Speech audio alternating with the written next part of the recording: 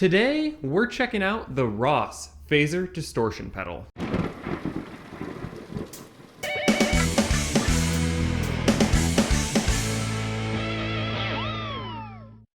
What's up everybody, Jake here, and today we're checking out the 70s Ross Phaser Distortion Pedal.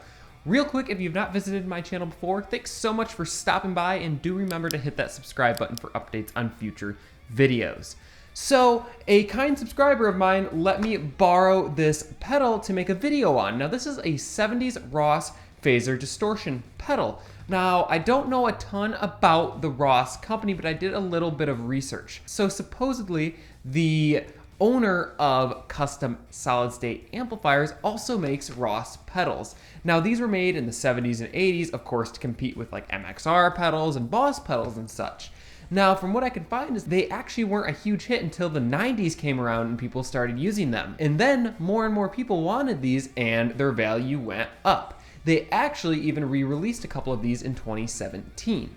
Now this one, you have 4 knobs. You have rate, recycle, distort, and level. Level's pretty obvious, the level of the signal. Distort is obviously going to adjust how much you distort the signal. Recycle could also be called a feedback knob, and rate is like a standard rate knob on a phaser.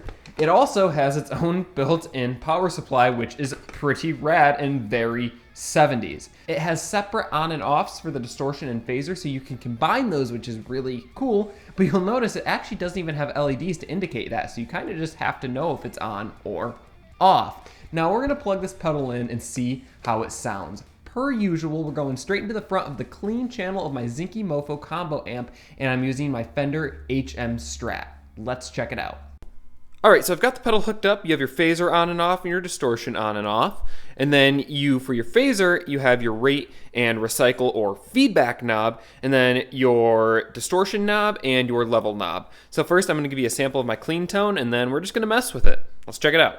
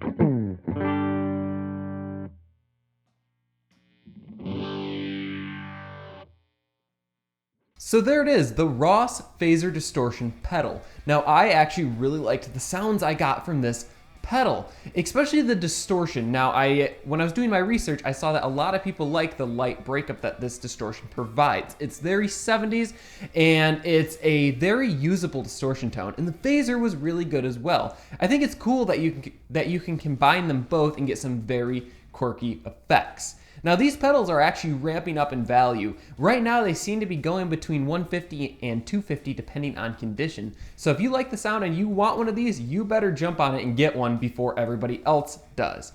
Real quick, I want to give a shout out to my subscriber Rob for letting me borrow this pedal from his personal collection. Thanks a ton, I really appreciate it.